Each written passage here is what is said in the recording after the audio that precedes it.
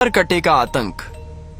एक छोटे से गांव का से जिसका नाम था कतुलिस्तीवा। ये गांव के लोग बहुत खुशहाल जीवन जीते थे, लेकिन फिर एक दिन सब कुछ बदल गया। गांव में रात के समय अजीब घटनाएं होने लगी। पशु डर कर भागने लगे। धीरे धीरे गांव वालों को महसूस होने लगा कि कोई अनजानी परछाई अब गांव में मंडराने लगी है। एक रात गांव के उत्तर दिशा में बने एक घर से चीख की आवाज आई। लोग दौड़े, लेकिन जब वहां पहुंचे तो वहां केवल एक बच्चे की लाश मिली। उसके चेहरे पर भय की छाप थी, मानो वह मरते समय भी कुछ कहना चाहता हो। धीरे धीरे गांव में फैल गई एक भयानक अफवाह। एक सरकटा आदमी रात को गांव में आता है। वो हर रात किसी घर का दरवाजा खटखटाता है और जो बच्चा बाहर आता है वह फिर कभी नहीं लौटता। लोग इसे अंधविश्वास मानकर नजरअंदाज करने लगे, लेकिन फिर एक और बच्चा मारा गया, फिर एक और। अब यह सिलसिला हर रात का बन गया। हर रात जैसे ही घड़ी 12 बजती, गांव में सन्नाटा फैल जाता। हर घर का दरवाजा बंद कर दिया जाता। ठक ठक ठक ठक कोई जोर जोर से किसी घर का दरवाजा पीटता। उसके बाद बस चीख सुनाई देती और फिर सन्नाटा। सुबह गांव के चौराहे पर एक और मासूम की लाश पड़ी होती। गांव वालों का धैर्य अब टूट चुका था। एक सुबह वे सब मिलकर पास के थाना पहुंचे। उन्होंने इंस्पेक्टर रवि सिंह को सब कुछ बताया। इंस्पेक्टर ने पहले इसे मजाक समझा। अरे भूत वूत कुछ नहीं होते, किसी सिरफिरे कातिल का काम होगा। गांव वालों ने बच्चों की तस्वीरें, घटनाओं का क्रम और सबूत दिखाए। इंस्पेक्टर थोड़ा गंभीर हुआ और कहा, ठीक है, आज रात मैं खुद गाँव में पहरा दूंगा। अगर सच में कुछ है तो सामने आएगा। रात करीब 12:15 पर इंस्पेक्टर रवि गांव पहुंचा। गांव शांत था, मगर आसमान में काले बादल थे। हवा चल रही थी और हर तरफ डर का माहौल। तभी ठक ठक ठक ठक एक कच्चे घर का दरवाजा जोर से पीटा गया। इंस्पेक्टर ने अपनी बंदूक उठाई। अचानक एक परछाई सामने आई।